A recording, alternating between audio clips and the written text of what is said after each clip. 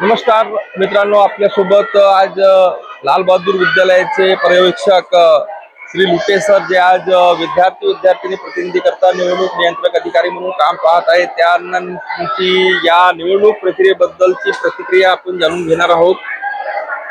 धन्यवाद सर. दरवर्षीप्रमाणे आपण या लोकशाही पद्धतीने आपल्या शाळेत लाल बहादूर विद्यालय व कनिष्ठ महाविद्यालयामध्ये विद्यार्थी प्रतिनिधीची निवडणूक त्या ठिकाणी होत राहते आणि याही वर्षीला सुद्धा 8/8/2026 आपण विद्यार्थी प्रतिनिधीची निवडणूक या ठिकाणी घेत आहोत. या निवडणुकीच्या माध्यमातून लोकांना, विद्यार्थ्यांना मतदान कसं करायचं, मतदानाची प्रक्रिया काय असते, हा सगळ्यात मोठा उद्देश ठेवून आम्ही ही प्रक्रिया या ठिकाणी करत असतो. परंतु सर, मी आता पूर्ण मतदान केंद्र बघितले आपले, त्यावर बॅलेट पेपरवर प्रक्रिया सुरू आहे आणि आपल्या भारतामध्ये संपूर्ण राज्यामध्ये जी प्रक्रिया होते मतदानाची ती बॅलेट पेपरवर न होता मशीनवर होत असते. याबद्दल तुमचं काय मत आहे? बरोबर आहे सर. आपण पाहून राहिलेलो आहे की आता पहिलेच्या काळामध्ये बॅलेट पेपरवर निवडणुका होत होत्या आणि या बॅलेट पेपरवर निवडणुका केल्यामुळे कोणत्याही प्रकारच्या वोट चोरीचा प्रकार त्या ठिकाणी येत नव्हता.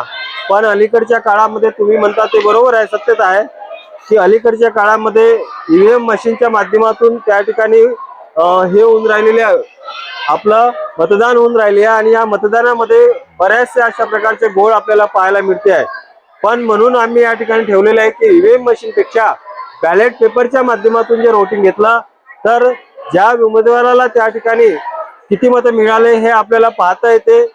त्याच्यानंतर मशीनवर जर घेतलं असतं तर मशीनवर त्या ठिकाणी कोण पाहते कोण नाही, पण इथं सगळे ह्या मशीनमध्ये कुठंतरी घोळ आहे असा एक आपल्याला या ठिकाणी दिसून येऊन राहिले आहे आणि म्हणून आम्ही मशीनवर न घेता आम्ही बॅलेट पेपरवरच निवडणूक आपण घेत असतो. म्हणजे या माध्यमातून तुम्हाला सरकारला असा संदेश पोहोचवायचा आहे की तुम्ही सुद्धा समोर येणाऱ्या या प्रक्रिया, ज्या मतदानाच्या प्रक्रिया त्या मशीनवर न घेता बॅलेट पेपरवर घ्यावं, असं याच्यातून आपल्याला सरकारला सूचित करायचं आहे का? हो सर, बरोबर आहे. आजपर्यंत निरनिराळ्या विविध पक्ष त्या ठिकाणी त्यांना बॅलेट पेपरवर निवडणूक घेण्यासाठी ते प्रक्रिया करण्यासाठी ते बाध्य करत आहे. पण सरकार जे आहे, जे आता सरकार या ठिकाणी आहे, ते सरकार त्या ठिकाणी त्यांना असं वाटते की लवकर प्रक्रिया संपणार नाही, आपल्याला अनेक त्रास होईल बा, म्हणून लवकर प्रक्रिया संपवावी यासाठी ईव्हीएमच्या माध्यमातून मतदान घेतलं तर लवकर प्रक्रिया संपू शकते. पण आपल्या मते आहे की फक्त मशीनच्या माध्यमातून घेतल्यानंतरही आपण जर बॅलेट पेपरच्या माध्यमातून जर प्रक्रिया केली तर खूप झाला तर 1 दिवस जास्तचा लागेल, पण पारदर्शकतापणा आपल्याला या ठिकाणी पाहायला मिळेल. आणि म्हणून आम्ही सुद्धा मशीनच्या माध्यमातून मतदान न करता आम्ही बॅलेट पेपरच्याच माध्यमातून लोकशाही पद्धतीने बॅलेट पेपरच्या माध्यमातूनच आम्ही प्रक्रिया सुरू करत आहोत.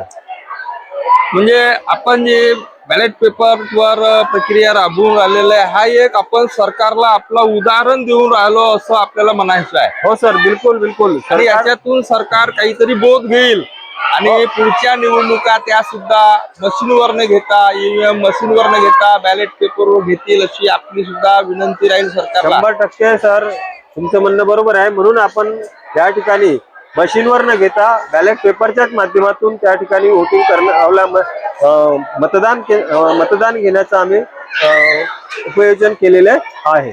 तर मित्रांनो, आजच्या व्हिडिओमध्ये आपण पाहिलं की श्री लुटे सर जे आपल्या बरोबर आहेत आणि निवडणूक नियंत्रक अधिकारी म्हणून काम पाहत आहे आणि त्यांनी पूर्ण भारत सरकारला म्हणा की भारतीय जनतेला ही गोष्ट स्पष्ट करून सांगितली की जी निवडणूक आहे ही बॅलेट पेपरवरच व्हायला पाहिजे अशी त्यांची बी विनंती आहे. आणि म्हणूनच आम्ही आमच्या शाळेमध्ये जे निवडणूक घेत आहोत ती बॅलेट पेपरवर घेत आहोत. हा सरकार समोर एक मोठा उदाहरण आहे आणि याच्यातून सरकार बोध घेईल अशी अपेक्षा व्यक्त करतो. धन्यवाद सर. धन्यवाद.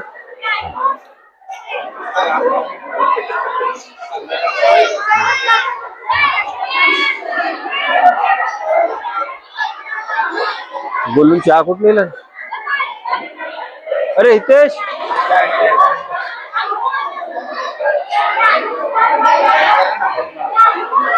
इथेच पुढे जा, इथे. एक पाणी पिऊन घ्या लागेल. हा? ए, किती आवडतं.